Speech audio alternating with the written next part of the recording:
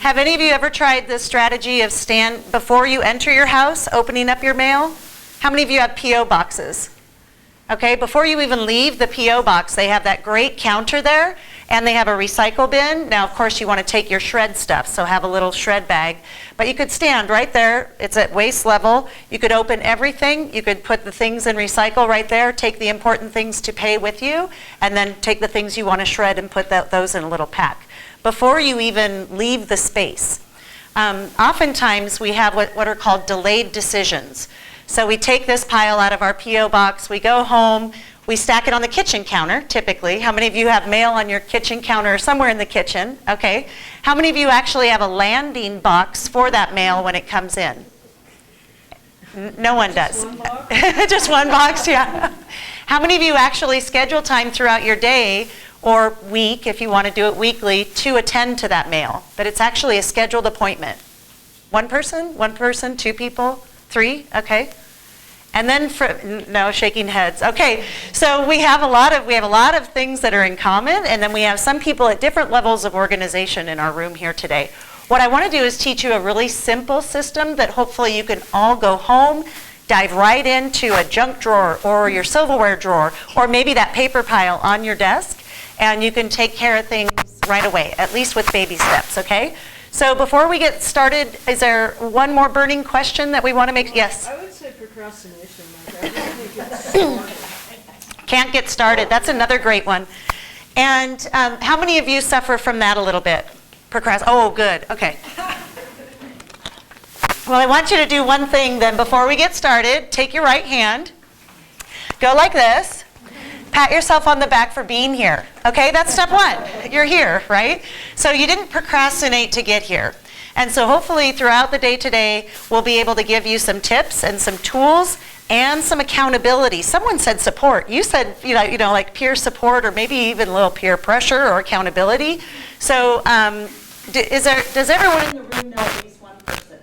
Or is there someone here that doesn't know anybody? Okay, 1, 2, 3, 4, 5, 6. Yeah, in here. Do you know?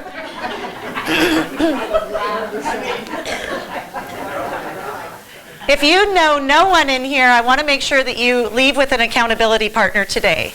So, we'll hook you up before you walk out of here today, so that we can all be successful in accomplishing our goals of organizing. Okay? Does that sound like a deal? Okay. So how to organize a physical space in 5 simple steps. The mistake that some people make is they say, okay, it's Saturday, we're going to go get organized. I'm going to Home Depot. I'll see you later, honey. I've got the tub, or I've got the idea. I'm going to go out and organize the garage. So you get in your truck and you go to Home Depot and you buy 10 or 12 tubs. Maybe you even buy a big shelf. And then you get home and you're hungry, and so you eat lunch and the game's on. And so now all those tubs and the shelving, if it made it out of the box, it might not have even made it out of the box and have been built into shelves, becomes more of your clutter, right? Have you ever done that? Or you're going to organize your office and you go to Staples and you get all the organizing tools, again, adding to the clutter, but not adding to the system. So we don't go to any of those stores until step 4. Okay, so that's the first paradigm shift I want you to make. If you are going to get organized from here forward, you don't get to go to buy any kind of product until step 4. Okay, deal? All right, deal. So the first step is to prepare. This step actually takes a long time. We have to really think about what is it that we want the space to look like? How do we want it to function? Who's going to be using this space? How much time is it going to take me to actually get it organized? That takes a long time. And it's probably why many of you don't start, because all of that sounds like work, doesn't it? And you haven't even made a dent in your pile of stuff. And so we want to try and help you with some templates to get through that part so it goes quickly, efficiently, and effectively so that you can move to the next step, which is evaluating and classifying. So like things go with like things. Somebody was talking about, I've been in my house for 5 years and I don't quite have systems set yet. And so I think I know where stuff is, but I really don't. And how many of you are in homes now, in a home that has a lot of drawers and a lot of cupboard space, and you just don't know how to organize them in an effective way? A couple people, they've built these homes here in Bend with so much storage, but sometimes you end up putting things, just stash and dash. We talked about that a little bit too, where people are coming over. You take it all off the surface, put it in a thing, and shove it down below somewhere, or in a room that you close the door. So evaluate and classify. We'll talk about putting like items with like items so you know where to go to get those things so that it makes sense. Then you're going to take action, and you're going to determine what items do we want to keep here because they make sense, because they fit the definition of our space. What items we still love and use and we want to keep, but they belong somewhere else. What items we want to donate, like you were talking about. Your husband just wanted to throw everything away in the dumpster, but you're like, someone could use that chair. Okay, there are donation sites around Bend. Hands up if you know of some. I know of Boys and Girls Club. The Goodwill always, there's Bethlehem Inn. Do you all know where Bethlehem Inn is? They take everything. So, and it's for a great cause. Pardon me? Shepherd's House is another one. So there. Thrift store, Bright Side Thrift Store. So tons of places here where people will use and love the items that you no longer are using or loving. Okay? So just think about that, like, oh, I don't have to hang on to this because there's someone else out there that will love it and use it. Then we move to step 4, which is contain and display. So that's where we buy the organizing totes, the file folders. We buy the actual, silverware holder to put our silverware in. So that's when we do that. And then everything has a home. And for me to stand up here and say, well, you need to put your shoes on a certain level, right here, they have to be in the mudroom, I'm not going to do that. When you're working with a professional organizer, they should be asking you, where do you go to find these things? How do you use these things? When do you want your work boots on? Well, I always go out this back door, right through the mudroom. Well, would it make sense to keep those boots there, or do you want to keep them on the 3rd floor up in your closet? No, let's keep them by that door, okay? Because we want to help you be efficient within your own space. Not tell you what to do or tell you where to put things, but help discover how you function in your space. All right, so those are the 5 steps, and we're going to go through these. So why are people disorganized? So why do you think you're disorganized? We heard some people say, well, I procrastinate. Other people say, I have too much stuff. Some people don't find it interesting to organize. They just would rather do anything but organize. Okay, what about you? What are some reasons why you think? Don't know where to start? Yes? Okay, so overwhelmed in life, right? You have lots of things going on. Yes?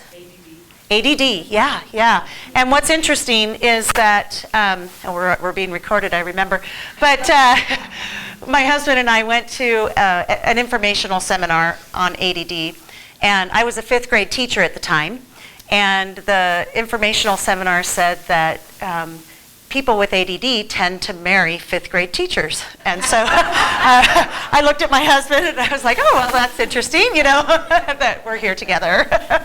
So you might find that in your relationship, one of you is really super organized and the other one might be a little messy, or, is that true for any of you? Okay, a couple nodding of the heads. We had it in Sisters. The wife kept going like this to the husband the whole time that we were there. It was really cute. And then, I shared with her some of the things that happen when you are super organized too. You might be overcritical, and you might not notice the good things that are happening and the effort that's being made.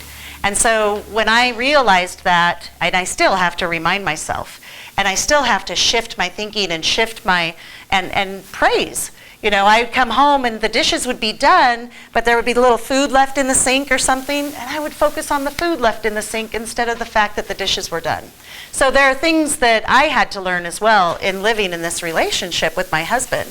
And so those of you that have shared space, how many of you share a space with kids, with adult parents, with a husband or a wife?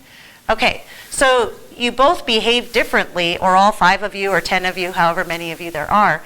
And so part of the learning process of getting organized is finding out who's using that space and how do we all function in that space and how do we work together.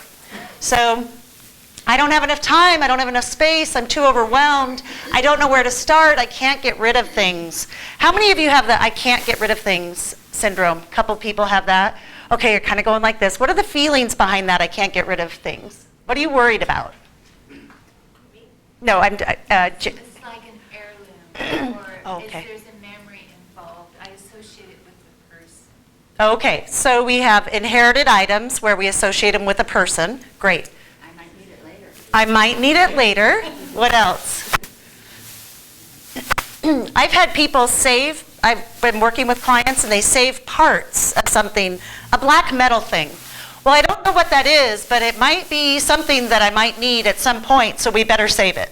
Okay, so if you don't know what it is, you probably aren't going to know what it goes to. So think those things through when you say them. Some people are chuckling because they've said that before or heard that before. So as we work our way through here, we talked about preparation for organizing a space. And this is the part that does take a little pre-planning. So how many of you have the first space in your mind right now that you would like to get organized? And when you have that in your mind, raise your hand and share with me what that space might be. Yes? Yes? My guest room. A guest room. Great. How about you? Garage. Garage? Kitchen? Yes? Office? Sewing room? Bedroom? We've almost covered the entire house. People keep their bathrooms pretty organized. No one wants to organize their bathroom. I think we have all the other rooms covered. So I had a client one time and she called her guest room, someone said guest room, the scream room. Her whole house was organized and she had one room in the house where she would take everything to open the door, scream, throw it in, close the door. And she wanted to reclaim that space. And so that's why she hired me. So we created the vision of that space. What's that space going to look like? Who's going to come over and stay in your house? What's that going to be like when you're able to have your guests in there with you and, visiting in your home and have a comfortable place to stay? How's that going to make you feel? How will that make them feel? And so what can we do with all this stuff that's in the screen room that we can, pass on to other people? One of the behaviors that another client of mine had who had a similar room to this is she loved decorative lampshades. And so in the corner of her spare room, she had about 8 white lampshades stacked up over here. Why did she have 8 white lampshades over here? She didn't have the lamps to go with them. Why? Why else? There were the lamps that, from the lamps, that were decorative. Yes. So she bought the lamp, she took off the white lampshade, put it in the corner of the room, and put on the decorative lampshade. That was a behavior that she had, that she did every time, without fail.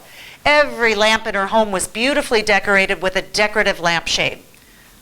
8 white lampshades in the corner, taking up a lot of real estate in this room. So why are those there? Well, I might need them. When have you ever had a white lampshade on a lamp? Never. You love your decorative lampshades. Okay, do any of you have a similar situation where you're keeping something that you really know you're never, ever, ever going to use? Any of you? Probably not. Probably, yeah. Okay. So the other tip I want to remind you of is the first thing you have to do is determine the amount of time you want to spend in this space. So how long is it going to take you to actually organize the office, the kitchen, the spare room, things like that? How long will that take? I want you to double that, because your idea of it only taking 8 hours will get you frustrated. So double the amount of time you think it's going to take in there. Then you'll be pleasantly surprised if you do finish sooner. The second one is remember that it always looks worse before it gets better. When you do this process, everything comes out of the space. It gets sorted into categories. That gets really overwhelming. And it looks horrible, but I promise you it's going to get better. I promise you. If you stick with it and follow the process. Write down the names of the people who use the space. Remember, we talked about more than you in the space. If your other people use the space and they don't know the new system, they're not going to be as successful keeping it the way it's supposed to be. Each person who uses a space should fill out the activities and materials worksheet. I'll show you that. And they need to be on board with the organizing project. You also have to have that big why. So we talked about the big why for organizing that space. You want a kitchen where you're not bumping butts with your wife, and you want space to move around. You want to be enjoying the time making the food together and know where all the spices are and know where all the utensils are. And so that's a great big why for this. Then maybe you want to start to entertain other people and invite them over and cook for them. So that might be part of your whole vision for organizing that. So prior to the organizing process, these are some labels, and you can just scribble them on recycled paper. Some of that paper you want to get rid of, just turn it over, write these words on the back of that. Keep here, keep elsewhere, donate, toss, shred, long-term storage, projects, safe deposit box, and important. And so let's talk about these for a little bit. We talked about what's going to stay here because it fits your definition of the space. Obviously, if I find a roll of duct tape in your kitchen, you might say, oh, that belongs in the garage. And I'll say, do you love it and use it? And you'll say, yeah, I use it all the time. Okay, so it's something that he loves. Or maybe he doesn't love the duct. Well, I love it. It's really useful.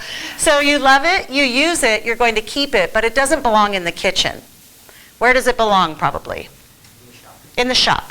Okay, so as a professional organizer and as accountability partners here, you're not going to let your partner leave the space to go to the shop.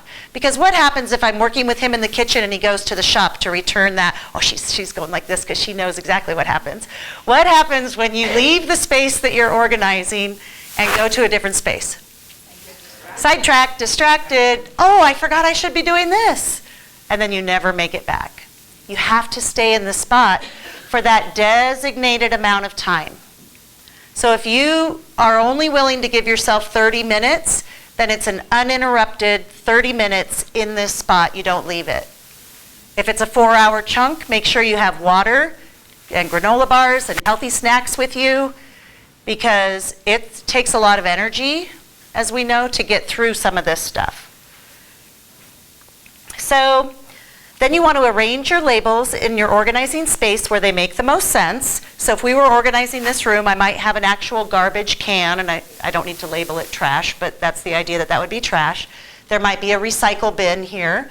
There might be a shred box here, and I'd want to make sure that the items I need to shred are here. Keep elsewhere, keep here, donate box. So you have all these different boxes around so that when you pick up an item, and just like the book you were talking about, does it bring you joy? I say, do you love it and use it? If you love it and use it, it belongs in the keep here box, if it's something that belongs in that room. If you love it and use it, but it doesn't belong in that room, it belongs in the keep elsewhere. But keep here or keep elsewhere. Those are the only two choices for it.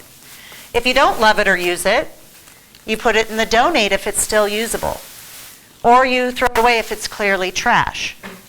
So those are the different categories that we'll get into. And like I said before, never leave the space until the sort is finished or you'll get off track.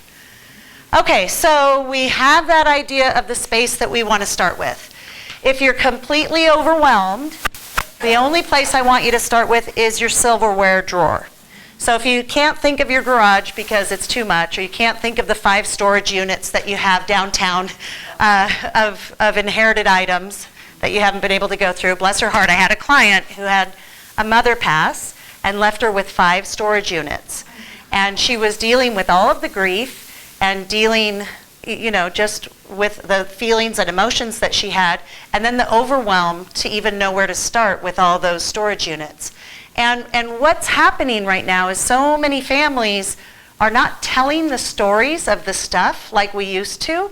And so when our 65-year-old people are inheriting all this stuff, they don't know what was important, what was of value. And there's so much of it that it becomes so overwhelming. So I would encourage you to have those conversations right now with your family. This was Aunt Margaret's, and we loved it because we used to sit at the farm and she would be in this rocking chair and she would read us stories. Tell those stories now, because when you inherit that rocking chair, it will have no value to you, but you will feel guilty because it was given to you, but you won't know why. So think about that as you're looking at your items and saying, are these of value? What stories are behind here? Or could we tell our kids, do whatever you want with the stuff. It gave us a good run, and now we're just, this is worth some money, so make sure, take a picture of it, make sure they know this is worth some money, but the rest of this stuff, pass it on if you don't want it, if it doesn't fit your decor. Kids now, the generations now, do they want more stuff or less stuff? Less. They walk around with a phone and a computer or an iPad and a backpack and a bike. And they don't want all that stuff. They don't need all that stuff. And we have giant dressers and giant sofas and giant armoires and things filled with china and, crystal. And some of them, 90% of them won't want that stuff. So you have your space in your mind.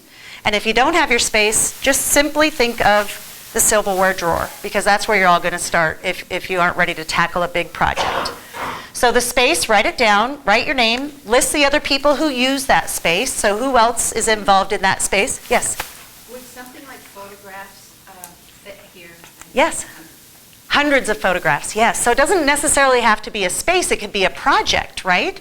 So the paper piles, or it might be the photo projects. Or it might be Christmas decorations, right? We just finished up with the holidays. How many of you had more Christmas decorations than you had storage tubs? Anyone? Just a few of you? We'll talk about ways to manage that as well. So in your space, there are certain activities that take place. So in the kitchen, let's use the spare bedroom. So in the spare bedroom, we want to have space for a guest to sleep. We want to have space for them in the closet.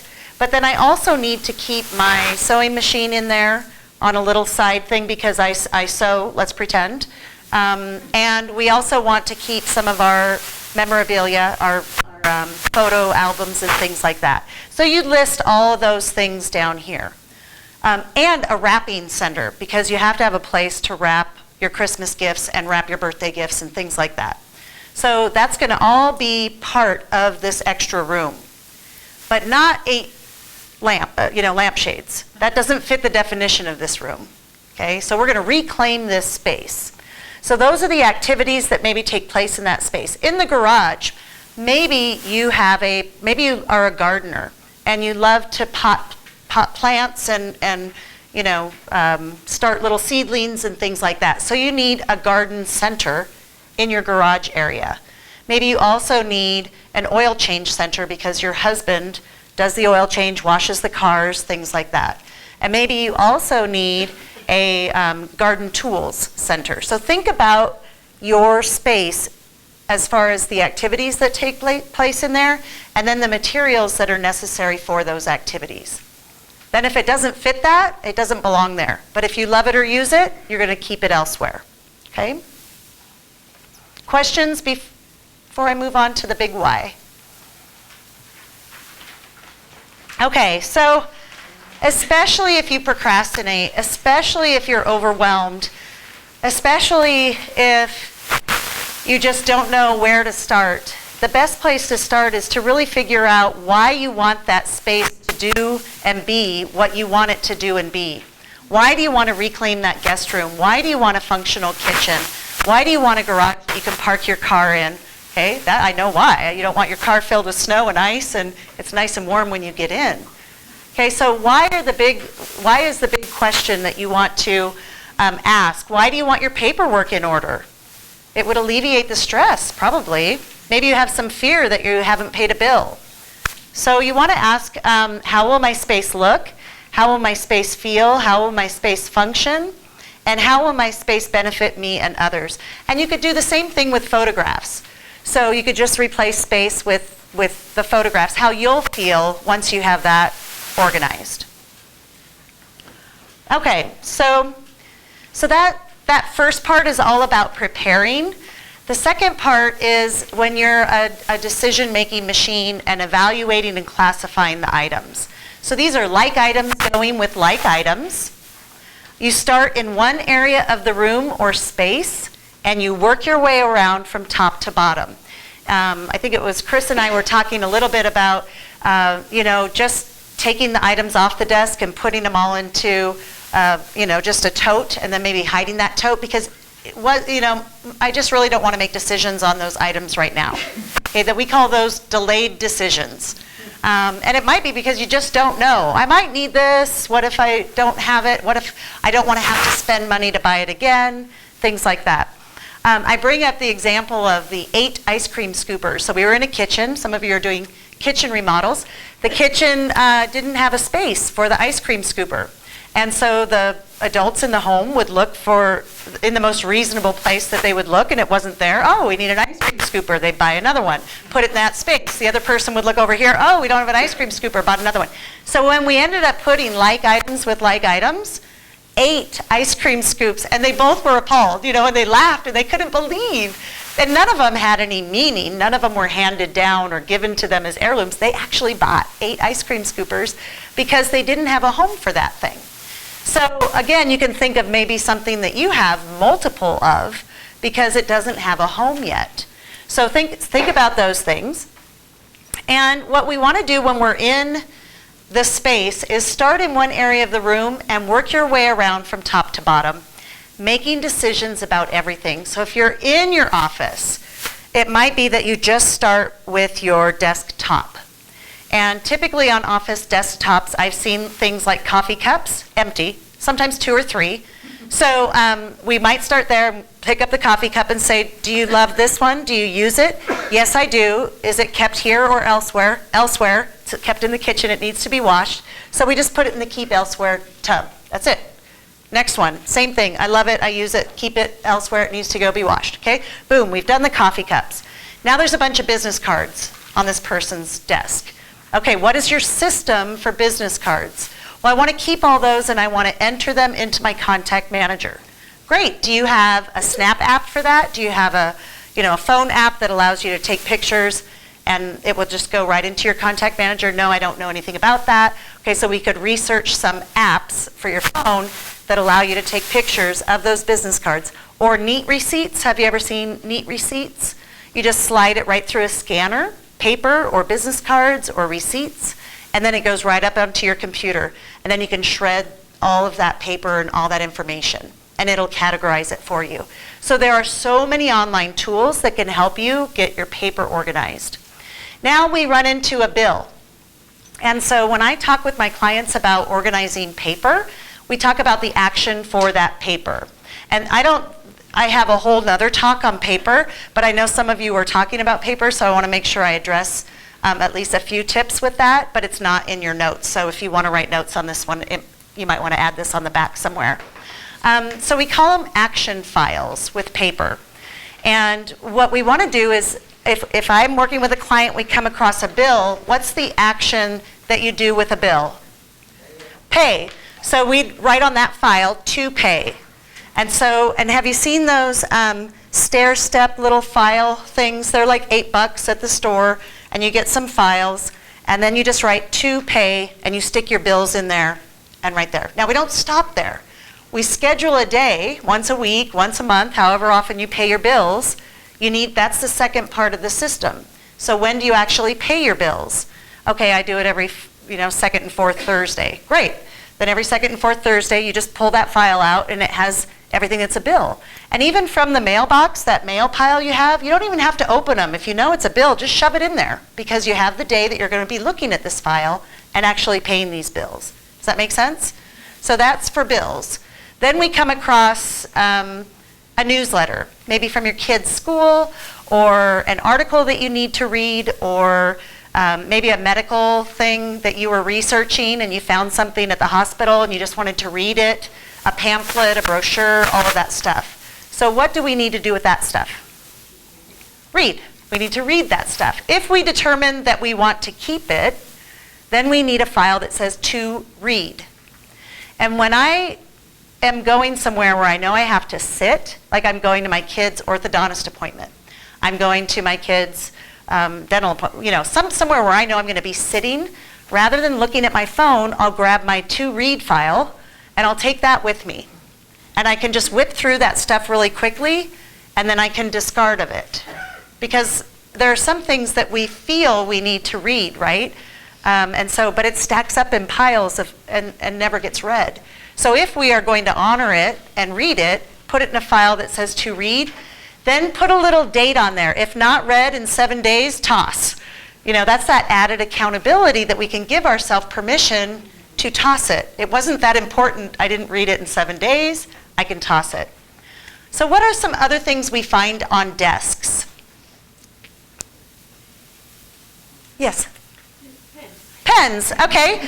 And this is a really silly thing, but this is an area that you can all go home right now, and I'm sure you have some sort of container, maybe it's a coffee cup with pens and pencils and highlighters and Sharpies, or maybe it's an actual pen holder, whatever it is. A great process and practice is to take all those out, take a scratch piece of paper that you're going to recycle, and just test them really quickly. I do not like pens that don't have a clicker. If I have to take a lid off and put it on the end and use that pen, I donate every single one of those pens. That's my behavior. I know that about myself. I will pick a click pen over a capped pen 9 times out of 10. So there's no reason for me to keep capped pens. Someone may love capped pens and hate clicker pens, but I'm going with my behavior. So what is your behavior? If you hate mechanical pencils, do not have mechanical pencils in the container unless someone else in your space is using those. Okay, so we go on our behaviors. We know ourselves by now, right? Maybe the only one that doesn't know, is someone who's 10 or, completely all the things that you love or want to do. But I'm a clicker pen. I'm not going to keep other pens. So go home, test all those pens out, test the ink pens out, get rid of the ones that are so dry that they are not going to make a pretty picture if you choose to use that pink one. Toss those. You don't even donate those. And then all the ones that you aren't going to use, donate to the Boys and Girls Club. Maybe even the library needs pens. Do you all need pens here? Sure. What's that? They give them out. And they're clicker, so I keep it. That's right. I keep the clicker pens. So you look at the stuff on your desk and you just say, do I need 3 staplers? Let's pick my favorite stapler, and maybe if you do a lot of stapling, have a backup. It's okay to keep a backup. But do you need 3 or 5? No, probably not. So you could get rid of the ones that you don't love or use. What are some other things we find on our desk? How about some more paper? Yes? I have lots of catalogs that make it so heavy. Catalogs. Okay, so you were talking about, next to you, no, where'd he go? There you are, way in the back. You were talking about the amount of paper that comes in. So you're all allowing certain things to come into your home. Catalogs, magazines, some of the credit card stuff you can't figure out how to stop that. But there are ways of stopping those things from coming to your home. And so you can make a decision. Again, it's kind of a paradigm shift. It's a way of thinking. If you have more than 3 months backlog of magazines or catalogs and you haven't looked at them, maybe you say, I'm going to reward myself by buying that magazine at the grocery store. I'm going to turn off all my magazine subscriptions, and I'm going to reward myself by buying just one at a time, the one I want. And when I'm finished reading that, I'm going to buy the next one. But I'm not going to allow myself to feel guilty, because so many people feel guilty that they haven't looked at these things that they paid for because they think there's a recipe or a tip or a Pinterest picture somehow on the magazine that they are weighed down by this. Oh, I haven't read that magazine. That magazine was supposed to bring you pleasure, and it's not bringing you pleasure. It's bringing you pain. So at any point in time, we go into the closet. No one has mentioned organizing the closet yet, but I have a lot of clients that call me in to help them organize their organize their closet. And we get in there and it's like, oh, those are the pants when I was a size 6. I'm going to get back into those, Great, well, you're a size 12 now. And so what's your goal for getting back to size 6? Well, I don't have one. I don't have time to exercise. I'm so busy working. Okay, so what happens to you when you look at those size 6 pants? They're motivating me. Really? Are they motivating you, or are they saying something else to you? Well, they're telling me that I'm not good enough right now, that I'm too heavy. That's what those are telling you. Okay? How about if we tell ourselves that we're perfect the way we are right now, and that if and when you get to a size 6, you buy 10 new pairs of pants. Okay? Don't have those pants in there telling you that you are not good enough. I had another client, I see the little baby back there. I had another client that I worked with that had children, and the children were probably now 8 and 10. And she had a tub, a white clear tub of all these photographs like you're talking about. And she kept that tub, let's say this is the door to the closet right here. She had a beautiful walk-in closet, and she put that tub right there so that she would kick her toe on that tub every time she went in and out of her closet, reminding her of what a bad mom she was for not putting together those baby books when the kids were babies. Day in, day out, I'm bad, I'm bad, I'm bad. Never worked. What is a different strategy that this poor mama could have done versus kicking herself in the toe every day? Anybody have any ideas of what she could have done or tried? No, because we're all wondering what to do with all these photos, right? Well, this mama, at the time, I was a principal of a school. I had twins. I had twin boys. They're 0, and I just kept taking pictures, taking a lot of pictures. And one of the teachers at my school just joined one of those Stamp It Up programs. Very creative. She loved doing little scrapbooking things. I'm not a scrapbooker. If you invite me to a scrapbook party, I'll come. I'll do one page. I'll never do it again. But I'll be like, yeah, look, I created a page. So I took all my pictures of my kiddos, and I said to the teacher, hey, how about if I pay you a couple $100 and you put these into a beautiful scrapbook for each one of my twins? I would love to. That would give me so much practice. See what joy it brought her and what relief it brought me. She's kicking that for 8 years, that tub. I'm a bad mom. I'm a bad mom. Okay? We can't do that to ourselves. We are all great and wonderful just as we are, and we're learning and growing to try to be even better. But all that past stuff, you've got to let all that go and start from today. And so today, we can clean out our silverware drawer and be like, yay! Today, we can look at our pen container and say, I like the clicky ones too, just like Jules. Or I really like these caps. Maybe I should call her and she'll mail me the cap ones and I'll mail her the clicky ones. Okay, but we can say, we don't have to take all the messages from the parents and how you should do things, or the neighbors coming over and expecting your home to be super clean. Doesn't have to be like that either. It has to function for you, and it has to bring you joy, like you had mentioned earlier. Okay, now our whole desktop is clear, okay, because all our paper, we have action files like to read, all the stuff we have to read. First of all, before it goes in there, you know you want to honor it by reading it. So what's the likelihood that you're actually going to read it? Don't stick it in there if there isn't a very high likelihood. Just recycle it. Okay, to read, to pay, yeah, you have to do those. Online banking will take care of a lot of that stuff, and you'll have less paper, online banking. So to read, to pay, to file. Okay, some stuff we have to file. We can take those files, put them into a file. Pending. Now here's the things that are tricky, because you may order something on Amazon, let's say, and it says, print this off for your records, right? Or you maybe have a flight coming up, and you need to have record of that. So you might have a file that's simply called pending, where you've done everything possible that you can do on that, but you're waiting for a response from someone else. So you would just put it in there. So those files are created from your desktop piles. And then you have to attend to them. So you have to schedule them into your day as to when you will look at those things. Okay, so top of the desk is completely clear, and now we want to rebuild the desk. So there are a lot of things as far as being ergonomic, having the appropriate chair height, the appropriate height for your computer if you're working at your computer, something comfortable. You want positive messaging. We did some organizing for the Battered Women's Shelter, secret house here in Oregon, and some of the women's desks had binders on them right at eye level that said things like rape, abuse, neglect. And that's what they were looking at all day long in their beautiful little minds. And so we talked about, is there a place that we could take those binders and put them behind doors and bring out joy and love, feeding you every day because you're dealing with really high stress job. Okay, so think about that. Is there stuff within your line of sight that's bringing you joy, or is it bringing you stress?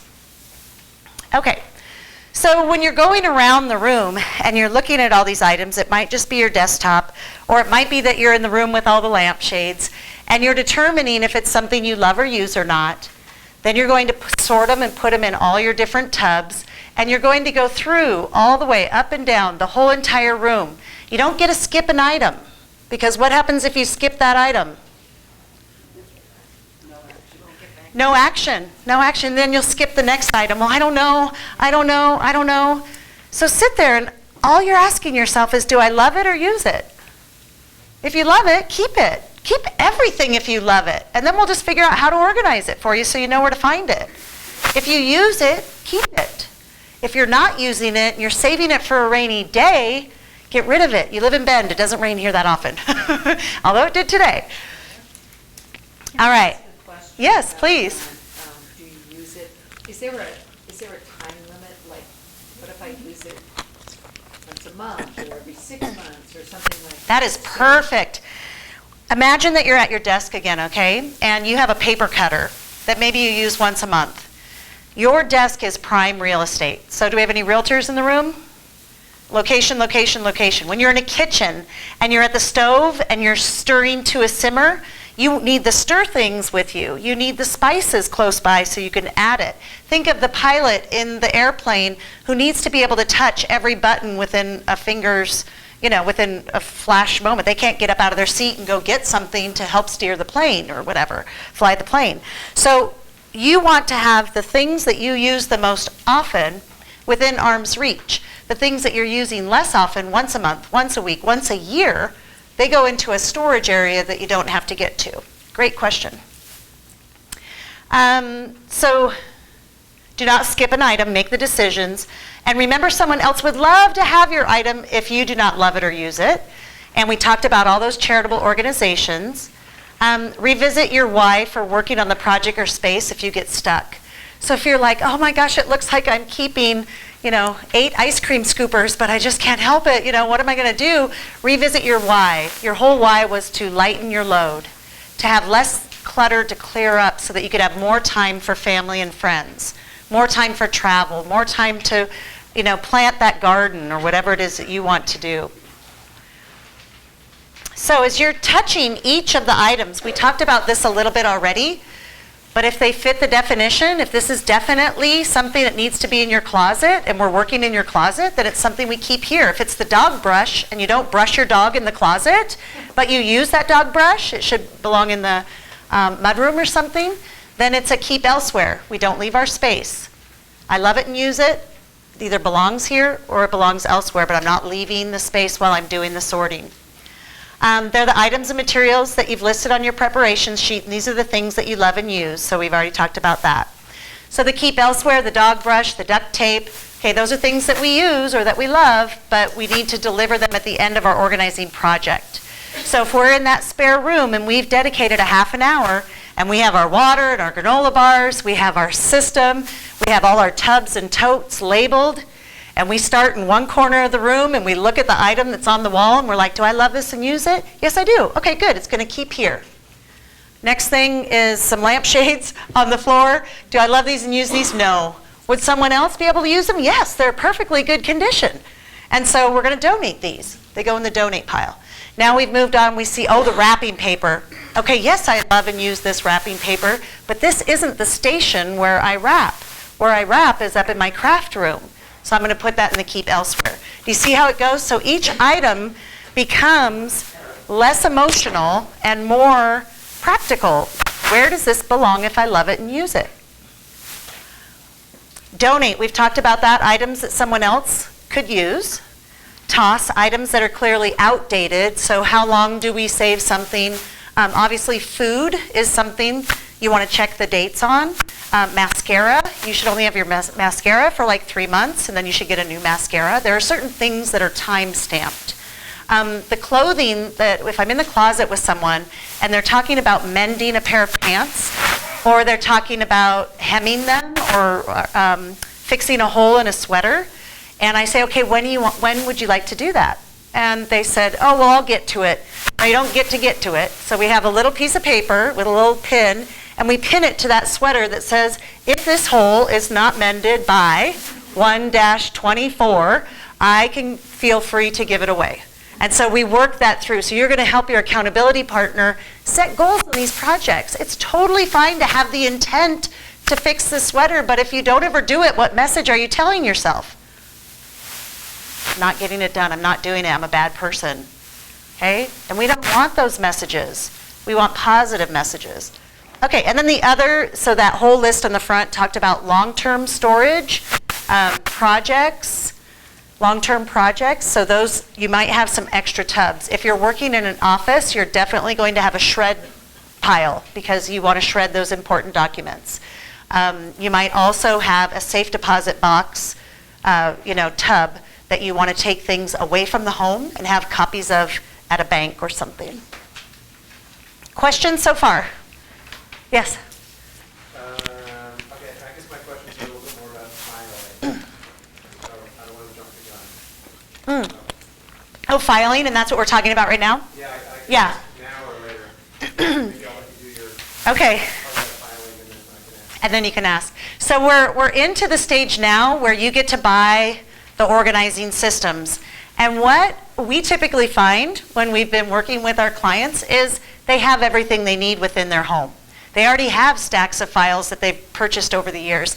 They already have great totes and organizing things. Maybe they even have little check boxes that we can use and repurpose to organize and segment their drawers. So when we come across those things as we're sorting and purging, we keep the things that can be used as organizing containers. Unless you want to go buy pretty things, and that's fine too. So first of all, you have to figure out how you function. I love binders. I hate files. Files get too cramped. I end up cutting my skin when I try to stick the paper in there. How likely am I to file my file if that's how it makes me feel? Not likely at all. I'm not going to file those papers into a file where I'm going like this. What I like to do are the expandable ones.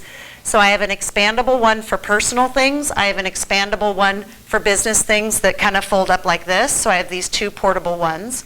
And then I have binders. And binders work really well for me with those sleeves. And I have, and that's how I do it because I like to flip through this way instead of trying to go like this. So whatever works for you. If files work for you, which I work with a lot of my clients on the action files on the desk. So those are the to file, to pay, things like that. And then long-term files in a drawer. Okay, going vertical. So a lot of times people's organizing challenge is I don't have enough space. And so we encourage them to go vertical up the wall and then get little boxes or baskets or totes and label those, and they can use all that space to organize things. Little keepsakes, memorabilia. My mother, bless her heart, she has every grandchild's name on those little cute shoe boxes from the paper factory or whatever at the outlet mall. And so when any of the grandkids write her a letter, she puts it in their box with their little name on it, So I could go over, and mine too, even, her regular kids and her grandkids. But I could go over there and pull out my box and see all the stuff that I sent to my mom over the years. And she has all those organized and on a little shelf. So that's going vertical. Decorative totes as well. So again, if you love it and use it, display it. How many of you have opened up a closet door, down underneath the coats, you've seen all of these pictures and frames and artwork all behind in a closet? Okay, some people have seen that. Or down in the basement. Okay, are we honoring that artwork? Are we displaying that artwork? Might someone else love to display that in their home? Maybe so. So that's another space that you could go home tonight and just say, I know I have at least 10 things framed. I'm going to go down, pick the 3 I love, hang them. The other 7 are going to go. And away they go. All right, photos and artwork displayed. Another thing you can do with kids' artwork and photos, and I know we're getting close to time, is take pictures of them and then make a little video with the pictures and the artwork. And you can do that really simply. Offsite storage. So how many of you have offsite storage? Anyone? A few people? Okay, is that overwhelming or do you like having that? Overwhelming? Yeah. It's necessary. Okay. So, and other people felt like they'd rather spend that $80 doing something else, $80 a month. So again, you want to do the same thing when you're working in there. Set an amount of time. Go in, go as far in as you can, making decisions about everything. And then back out and you have your, well, I need to keep it in storage. I want to keep it because I love it. I'm going to take it home. I'm going to donate it, I'm going to toss it. Then you close the door and you go away, pat yourself on the back, and then you go back in for another half an hour on another day, or another 3 hours on another day. Or you bring in a team and they help you go through the whole thing. And you reclaim that $80 little by little. All right, so Christmas tubs, setting limits. Oh, I have the socks in the kitchen story. Really quickly, I'll tell the socks in the kitchen story. So again, it's how we behave. I had a mommy that I was working with. Every morning I said, tell me about what your mornings are like. She's getting 3 kids ready in the morning. She's like, oh, you don't even want to know. I'm so overwhelmed. They come running down all the time. Their shoes are in the mudroom. They never have their socks on. I have to send them all back up. And then they're late for the bus and da-da-da. And I said, well, where are their socks? Well, they're in their room, of course. And we had just organized her entire kitchen. And there were 3 drawers empty. And I encourage y'all to keep empty spaces, empty shelves, empty drawers. It's okay, because you might need to put socks in them. Even though it's in your kitchen, that changed her whole morning. Her kids still came down barefoot, but her socks were right here. She'd say, good morning, put your socks on. They'd sit down, they'd have a nice conversation. She didn't have to yell at them to go back upstairs and get their socks on to then put their shoes on to go out the door. So that one little thing. So how can you look at your situation just slightly differently? Change it up a little bit. The socks won't always live in her kitchen. When her kids are grown and gone, there won't be socks in her kitchen. But it's totally okay for now, if that's what works for you.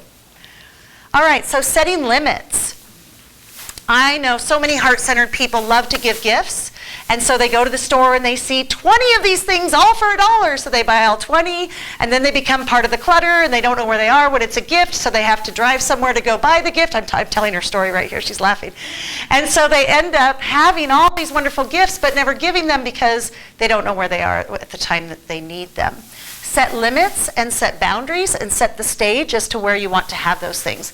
So let's say this is my closet. In this closet, remember the activities and the supplies that are going to be needed in there. I'm going to keep my wrapping paper, my extra gifts, my tape, my scissors, everything I need in this closet. I'm going to have room for 7 coats as well. So I've just named that closet what it will be, and that's where the gifts will live. I don't get to keep my gifts 20 other places throughout the house, because that's when you'll end up with 8 ice cream scoopers, okay? And you'll be spending more money than you think you're spending. 1 bag of extra bags. Sometimes bags become part of the clutter. So many bags. So try to, recycle and reuse those bags. Winter coats, 2 months of magazines. Ooh, I said 3 earlier. And 6 cookbooks. So the deal with cookbooks is this. When my bananas go brown, I used to grab a cookbook, open up, look for banana bread, and I would make banana bread out of those bananas. Well, times have changed. What do I do now when I want a recipe to make banana bread? I Google it, right? What's the top recipe? It comes up. Do I need those cookbooks anymore? No. Do I need to pull out those recipes from the magazines, stick them into sleeves, then forget the next 12 steps of what I'm supposed to do with those? No, we don't. She's so cute.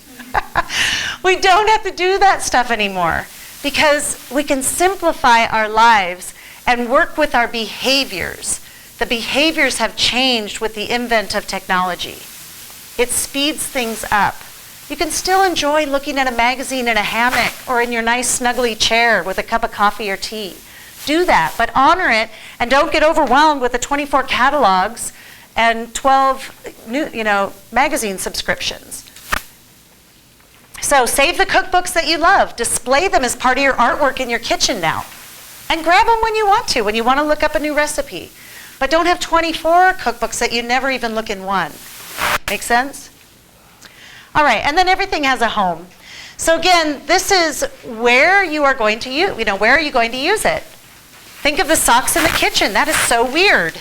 But you want to have the supplies necessary where you find that you're going to use them. And it's okay to have multiple pair of scissors. If you use scissors in the bathroom, have a pair of scissors in the bathroom. Have a pair of scissors in the kitchen. Have a pair of scissors in your office. Never run through the house with scissors. So prime real estate, we talked about that, putting things back where they make the most sense. The things that you use most often, you want within arm's reach when you're there. Productivity and efficiency, so setting up those systems. Is this the best use of this space? Ask that question to yourself all the time. Look at this living room and how we have it set up. Is this the best use of our space? Talk to the other people in your family and say, how would you arrange this space if we could do whatever we wanted? We could just reclaim this space. In the garage, if your garage is housing junk or donated items, speaking of donated items really quickly, when you have that donation pile, it needs to go to the trunk of your car. You don't get to dip back into that and pull the things out that you may want later. So let me back up a little bit to the organizing process. Now you have all your tubs. You're at the end of your 4-hour time session maybe that you've allotted. The items that keep here stay here for tomorrow's organizing where you put everything away beautifully. The keep elsewhere then gets gets taken and distributed to the places that they go. And then the donation goes in your car, garbage goes out to the trash, and the other things get put away. So you always stop about 15 minutes before the end of your time allotted so that you can deliver the things that you're meant to deliver. All right, and then what belongs, is this the best use of the space? What belongs and what doesn't? Put it back when you're finished using it. So that's one of the key things is maintaining the space, is putting it back. So if you're working on a big work project at work and you have all these files out or you've just paid all your bills, don't push yourself to the limit of time. Oh, I think I could pay 3 more because, it's this time. No, stop 3 minutes sooner. Clear up that space, put the things back so that you can leave in the same beautiful space that you started in. And do that each night. That's part of the maintenance, part of the routine, giving yourself that margin. And then maintaining, so having the zones. So maybe it's every Monday you go through the house and you figure out what supplies you need. Every Tuesday you go through the house and you just, do the actual physical cleaning. Every Wednesday you go through and you declutter. Any horizontal space in your home will become a hot spot, meaning stuff will get dumped there because it's a flat surface if it doesn't have a definition. Your nightstand next to your bed, maybe you say, I want a lamp, 2 books, a notepad, a journal, and my Bible, and my water bottle.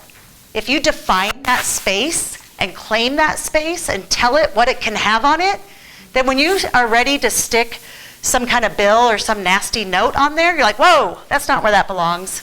That belongs somewhere else. Okay, I'm not going to clutter up my hotspot place here. I'm going to love up my hotspot place here. Okay, so this is the cutting to the chase. And we talk about loving yourself up. Taking care of you is the top priority in this process. We only want to tell ourselves positive things. No more kicking our toes, no more telling us we're going to be a size 6 and we're going to feel bad about it. We're just not going to feel bad about the things anymore because we have a process now that we can move forward step by step, congratulating ourselves. We don't have to like everything. We don't have to keep everything because someone else will love it and use it. Be aware of what you bring into your home once you have the space organized. So oftentimes we'll go out, this is a big one, you go to a trade show and you get that bag with all that swag in it, right? And then you go home and the swag becomes part of your clutter. Honor that swag bag. Sit down with each one of those items. Determine, will I ever need a painter for my house? If so, what am I going to do with this information? And just work through it, or don't let it come in. Leave it out. Don't pick it up. So you can limit what comes into your home. Have a strong why. That's always really important. Follow the steps in order. Know it'll get worse before it gets better. We already said that. Feed and water your decision-making machine. Because you're going to be going through this process. It's really hard. Sometimes things are very emotional.